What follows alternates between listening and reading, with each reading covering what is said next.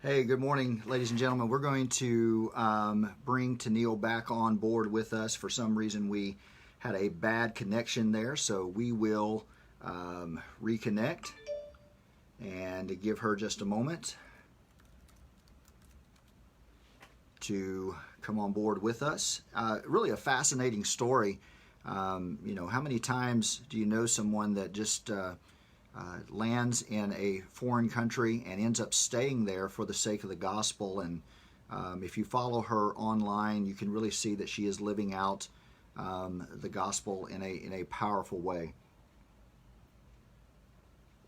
Teneil, just let me know that you're watching, and I will add you once again.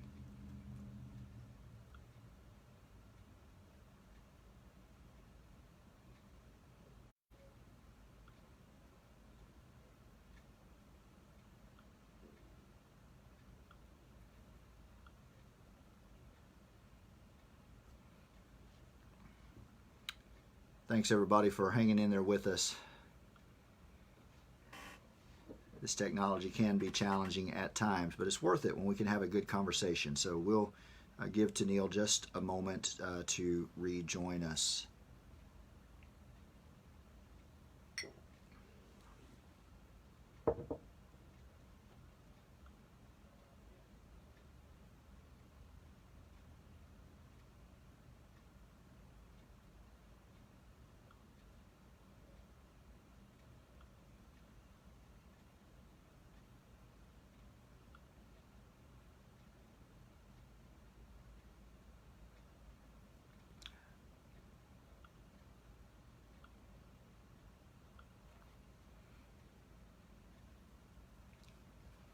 All right, here we go.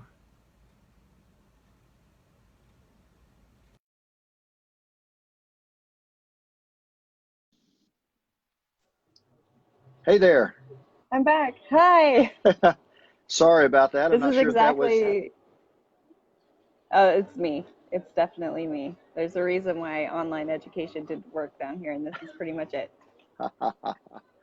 Well, you were talking about how you ended up there in the nation and needs just started showing up at your door. That must be overwhelming at times. Yeah. There's been times where 6:30 in the morning I open up my door and there's 50 people lying down my fence, out of my fence, like getting into a concert. And it's always something just there were times when my nerves would get really shot and I would just be at the end of my rope and no one to speak to in English, just to like vent. I couldn't even call my mom, and I would go into my room and I would just like try to hide, and inevitably that was when somebody would come and I would help them, and I would go back into my room and try to hide again, and then somebody else would come and I would just get to the point where I would just be so frustrated and so tired and sad and hurt. And then I would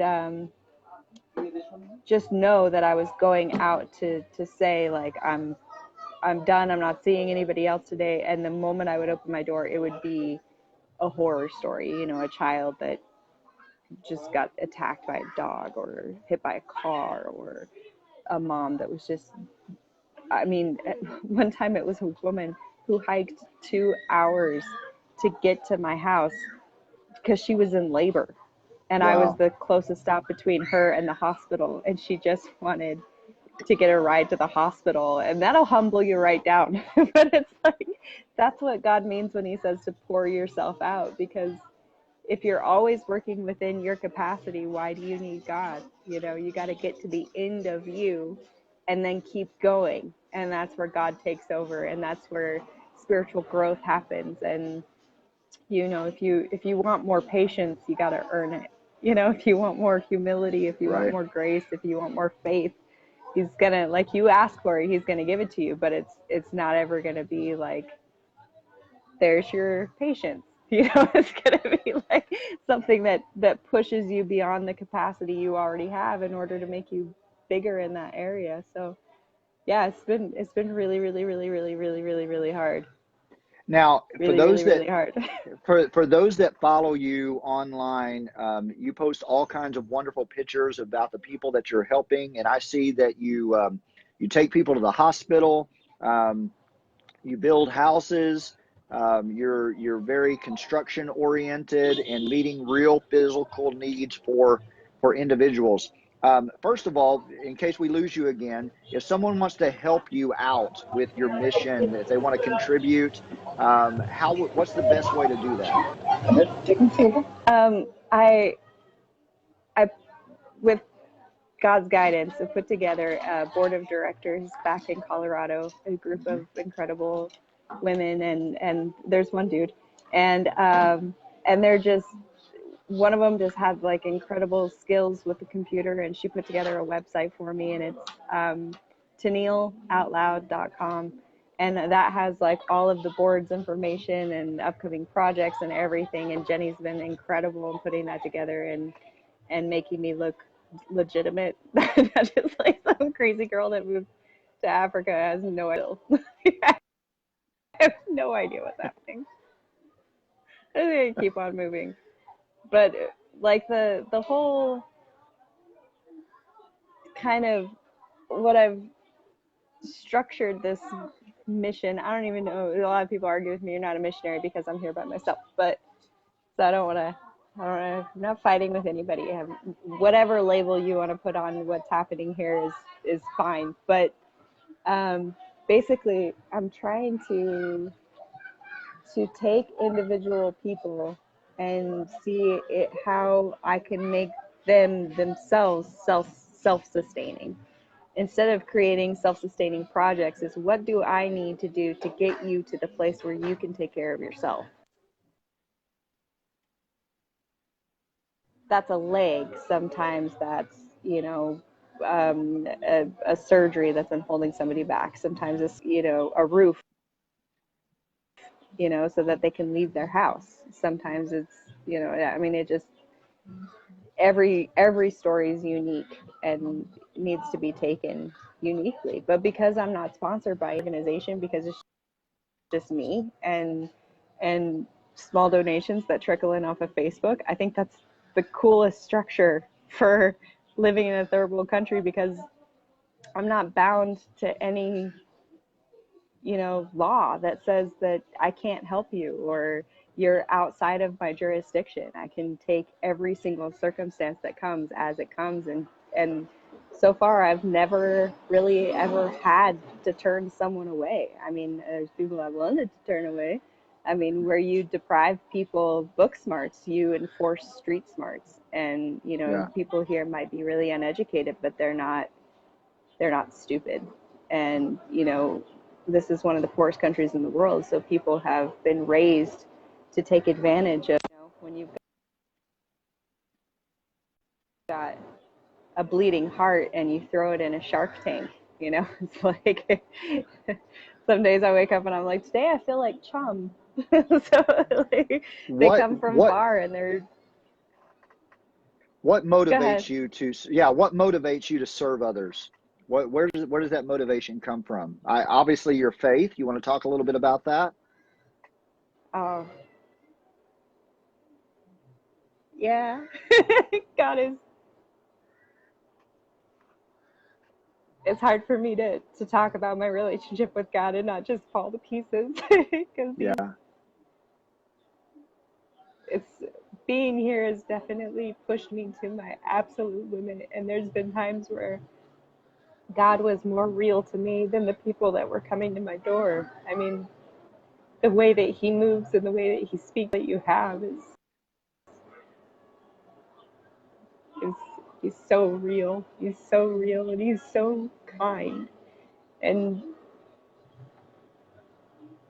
I don't know, my role model. Like, there's times when I get to the end of me and I'm like, God, I'm just done. My goose is cooked, and I just need you to come in. And suddenly it's like the support system is there, and people can't really understand. There's a lot of people that are like, well, you're not alone, and it's like, are you sure? Because it really doesn't feel that way when you're the only one here. But it's like, no, I'm not. I'm so not alone, and he's not going to ever lead you into a situation and then leave you. And there's not going to be a place where he could lead you that he hasn't already been. And so it's been so revealing to live under just these extreme pressure cooker kind of situations, Mm-hmm. and just feel how real God's presence is. And it's it's been an incredible tool to help me to witness to my friends and family back home, because it's like, who's going to argue with the girl that lives alone in Africa, whether there's a God or not? Especially when you know she's just going to start crying. Yeah. I was at a church one time in my hometown, and somebody was like, well, why don't you just serve here? And I was like, because if I was serving here, would you come and listen to me talk if I didn't live alone in Africa? They were like, it was a good point. Probably not. Like, just some girl down the street feels like she's got something to say. And the truth is, and I still don't. I mean, God is so much bigger than my mind can wrap around, and I don't pretend to understand his ways, but I sure as heck know him a lot better now after being here and just giving my heart over to him in the way that he's asked. And I mean, I fail every day. I fail. And I keep going back and just like, God, just keep me humble, keep me soft and tender. Yeah. Because And you bring up a really, really interesting point. How is your faith different there than you think it would have been had you remained in America and in the States? Because I think those of us as Christians, we struggle a lot of times with, is our faith genuine? Are we actually living it out? And then we see someone like you, and regardless of what you may think about what you're doing, you are an inspiration to a lot of us that, hey, this is a pretty amazing story. This is a unique story. You don't see this a lot. So from your perspective, how is your faith different now, having serving there, than maybe if you would have remained in America? there's some very practical things Mm-hmm. about things like my diet. Here I eat raw and seasonal, and I don't have nearly as much access to, I don't even have a fridge, so there's no frozen food. I mean, it's fresh every day. And I think that keeps my mind so much more clear.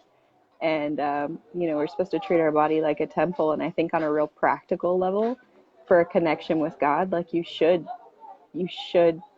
pay attention. I mean, I'm not like, I'm not like a P90Xer. I mean, I'm not like incredible shape, but you have to be physical here, and you have to eat seasonal, and you have to, and I think that I don't want to sound like a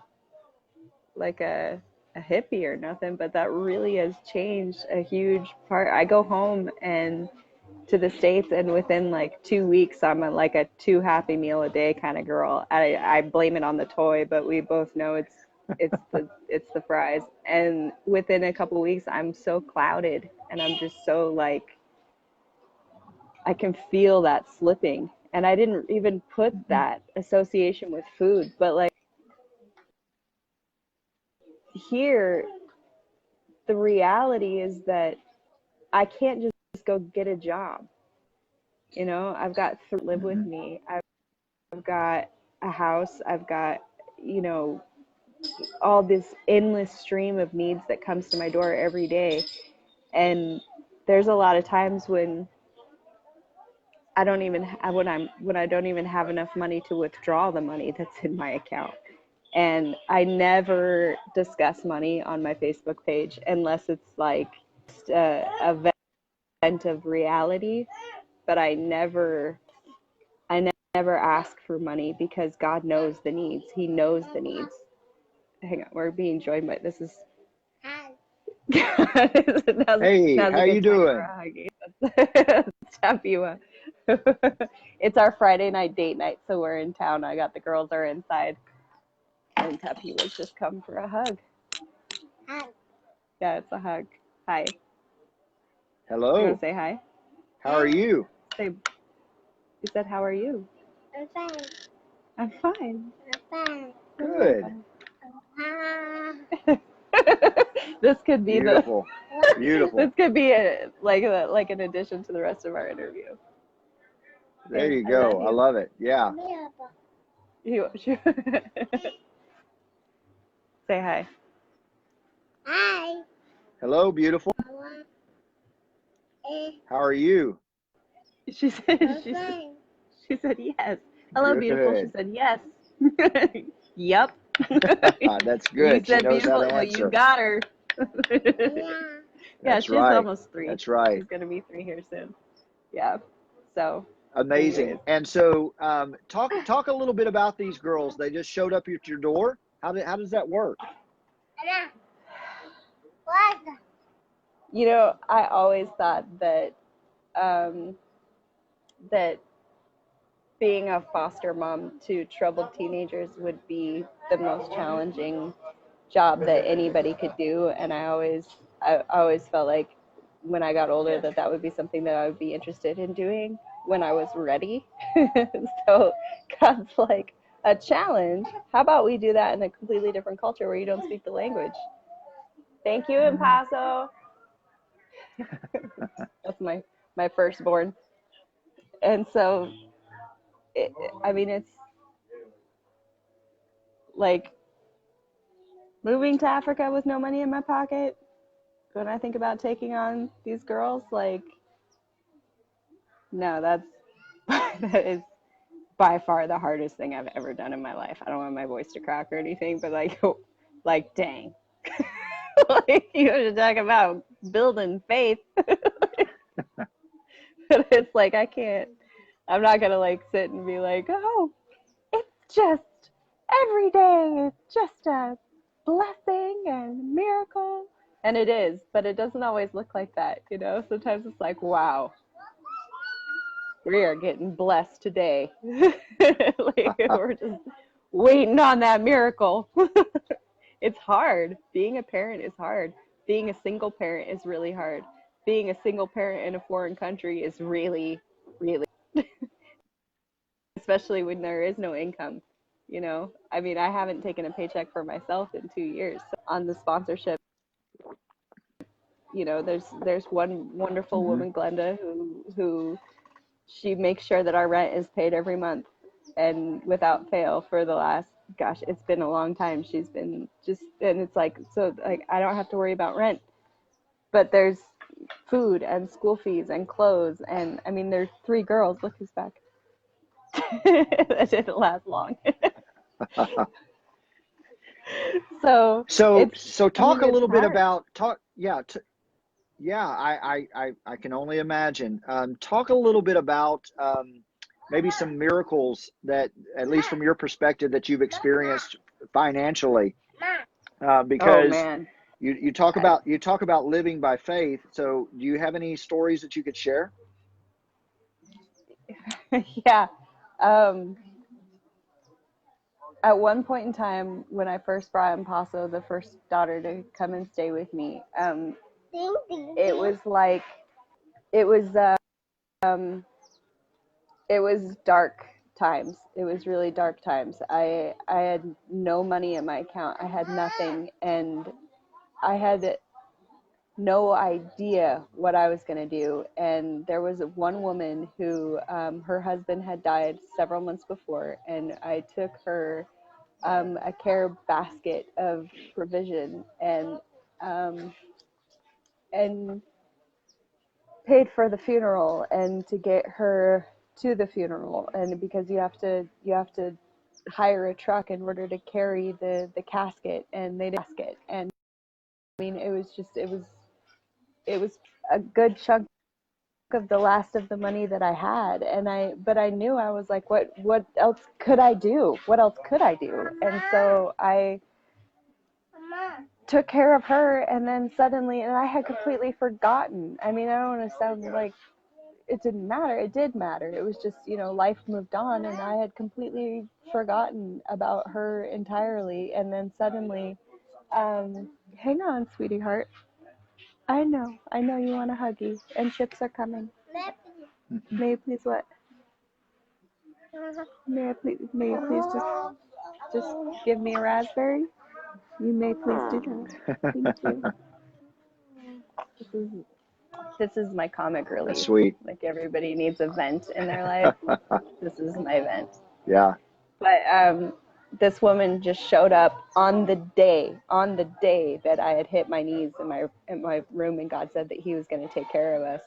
Later on that same evening, when I was like, we didn't even have an egg to split between us. I mean, it was, and I was thinking, I was like, and I told God, I was like, I'm so stupid. Like, I'm so sorry, God, that I just got us into this jam, and I don't know what I was thinking, and I felt like He was leading me, but suddenly it was like I was in a place where I was like, surely you didn't lead me into this. Surely I'm the one who messed all this up. And then this woman came with her entire harvest on her head. She had to walk 6 miles to get to my house.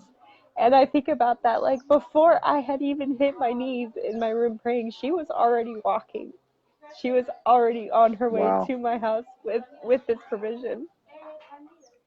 And I opened the door because I was like, I heard the knock on the door, and I was like, somebody else needs something, and I can't even feed myself. And I was just like, that low beyond low beyond low. And when I opened the door and I saw that she was there with this whole basket of corn and pumpkins and cows, and I just started to weep, and I just grabbed her and hugged her, and she was like, do you remember me? And I was like, yeah, I remember you, but in my mind. That's the question that I had just asked God. I'm like, do you remember me? I'm here. Do you even remember me? And God's like, yeah. Babe, I never forgot you.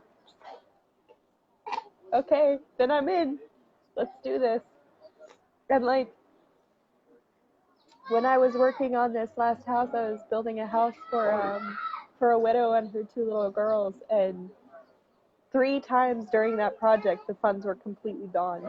Like, I had enough funds when I started it, but there's no way for me to set aside funds for a project because there's 100 people coming to my house every week with all these needs. And so it's not like I'm constantly re-diverting funds for the immediate situations that present themselves and the emergency situations. There is no 911 disaster relief, anything like that here. So, if someone's house burns down, it's like, I'm not going to say, well, I do have money, but it's supposed to be for the roof in the next month. Like, no, you can have it. God will provide again. And I finished that house. I had literally $5 in my account when I finished that house.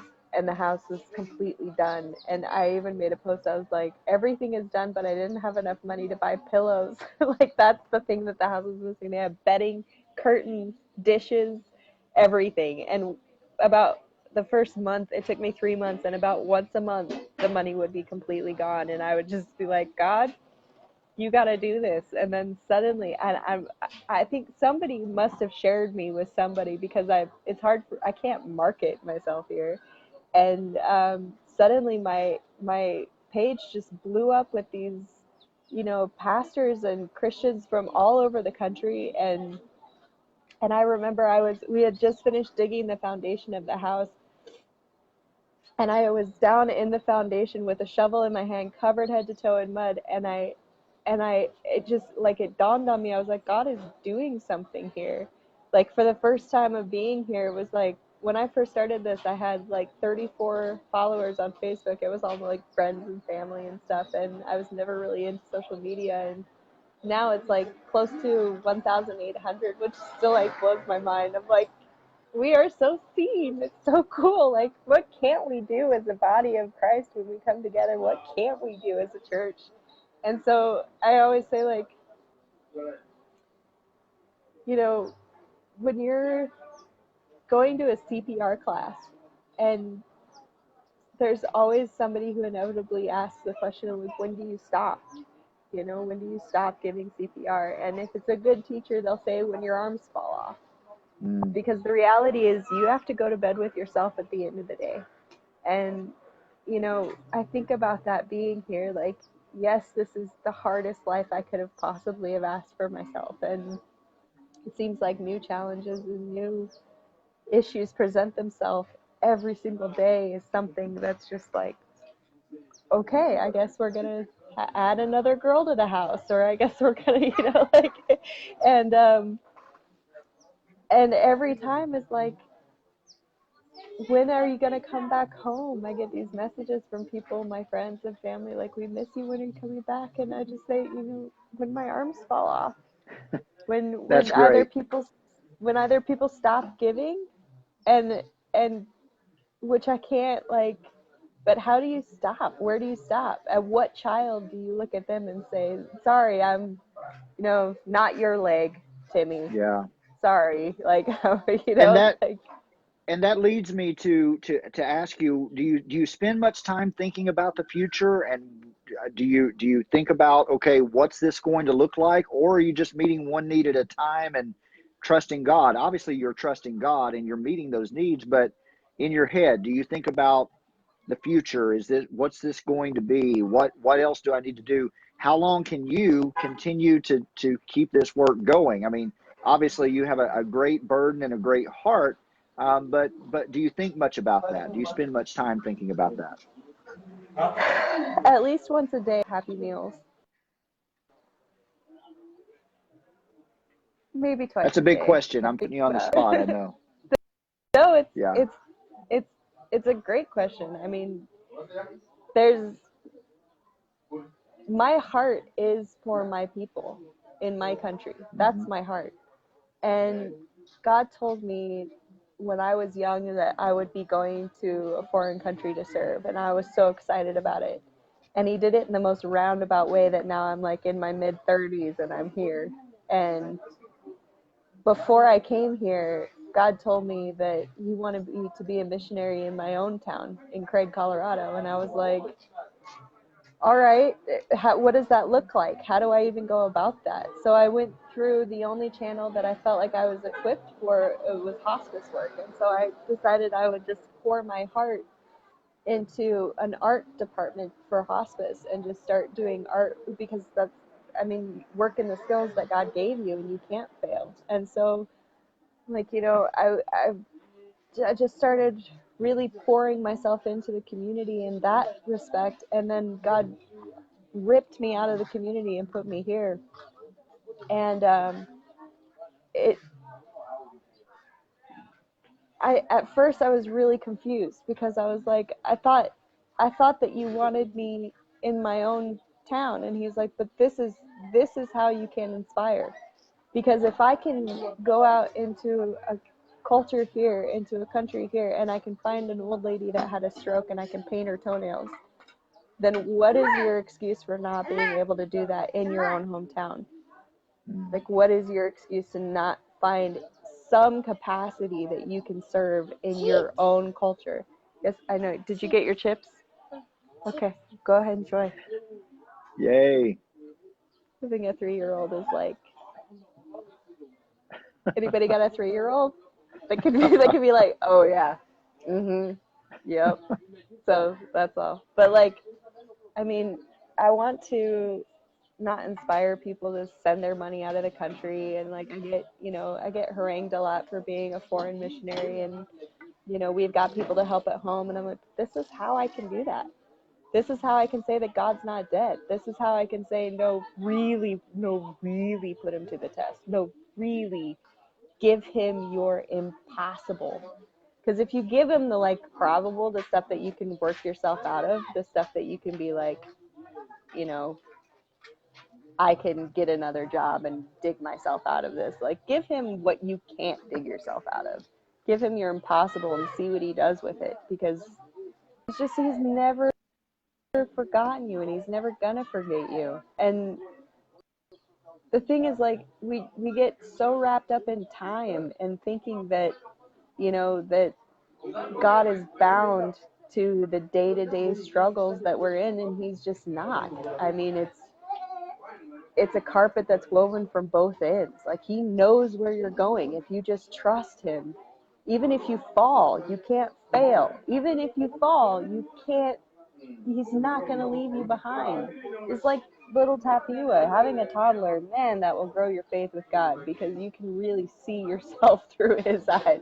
When she falls, I'm not like, you're such an idiot, get back up. You know, like, I don't scold her for skinning her knee.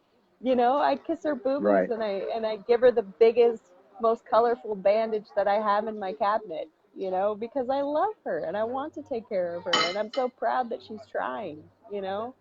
And I feel like our biggest hurdle right now in our country is that we're so afraid to try, because we're afraid that he won't be there. We're not even afraid to fail. We're afraid of what happens to our religion, what happens to our cultural faith if we try and we don't get a response. If we're met with silence on the other side, then like, I would rather have a shallow religion than true faith. Because if I reach, Wow. then this was my father's religion and his father's religion, and I don't want to lose my family, and I don't want to start going to church and feeling like a hypocrite, and I don't want to, you know, I don't want to have to question everything. And it's like, well, what else do you got going on? I mean, really, you get one life, you get one chance. Like, I mean, there are some people that fall, but the truth is, like, is it not worth asking? Is it not worth pushing? I want to give people the courage and the strength to ask and to push and to, you know, I mean, you want to talk about impossible situations. I have come through some seriously impossible situations. Even those times where you're reading the Bible and you come across something, you're like, well, I'm just going to skip over that because I feel like I know the heart of Jesus, and that's definitely, whatever that is not the heart of Jesus. So you skip over those things and you don't even dig deeper. You don't ask questions, you know? And the reality is that you're selling God short when you refuse to challenge him, like he's gonna like sweep something under the rug. You know, like, no, he has a bigger Right. answer. I've never questioned him and been left disappointed. So, and Absolutely. I'm not ever gonna That's back down beautiful. from that.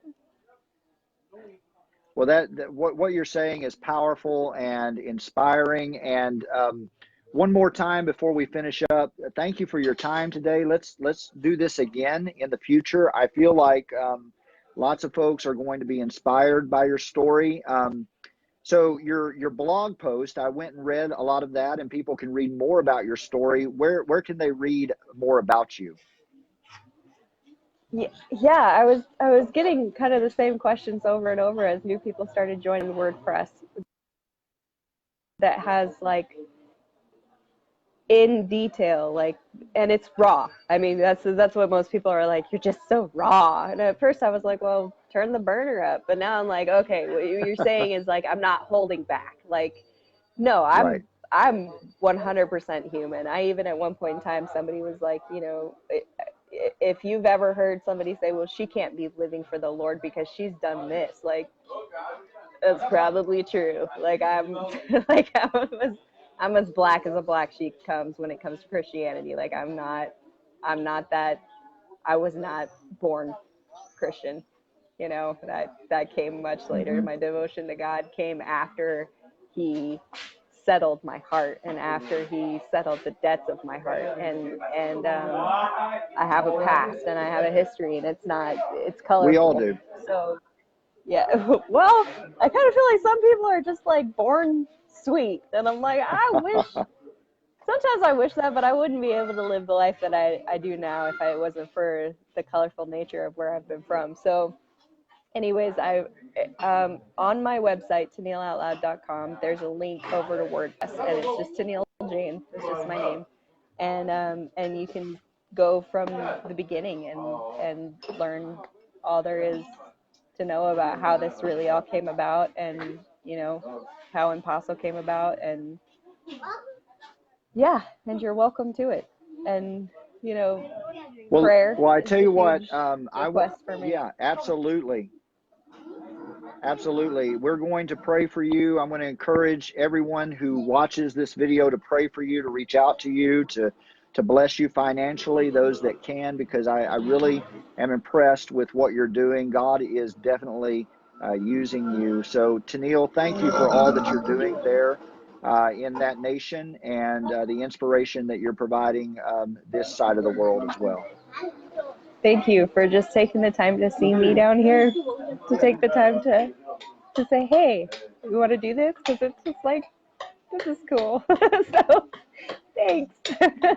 Well, let me, will it be okay if I conclude with prayer today and ask the Lord's blessings upon you, upon your work? Yeah, absolutely. All right. Well, let's pray. Father, I thank you for Teneil right now, and I thank you for everything that she is doing there in that nation, all of the children that she is blessing, all of the people that she is helping. And Father, I just ask right now that everyone who watches this, who hears Teneil's story, will just bless her financially, will bless her work financially, will pray for her, and that all of her needs will be met. Lord, your word says that that in you, that all of our needs will be met, that according to your riches in glory. So, Lord, Teneil is exemplifying what you did, what the gospel does. We leave the comfort of our space, and you came into our world, and you suffered, and you died on our behalf, and you rose again. And Teneil is living that out in her life and in her work. So, Father, just be a blessing to her today. Be a blessing to everyone that she comes into contact with. We ask this in the name that is above every name, the name of Jesus. Amen and amen. Amen. Thanks, brother. Thank you so much. Thank you for what you're doing, and much love and much encouragement to you today. Thank you. I just really appreciate it, and I hope that God blesses you for just taking the time to just spend with us down here. It's awesome. Thanks, brother. All right, you're welcome. Be good, and we'll talk to you again soon, okay? Be good. Stories don't come out of being good. That's true. Be God's. Belong to him.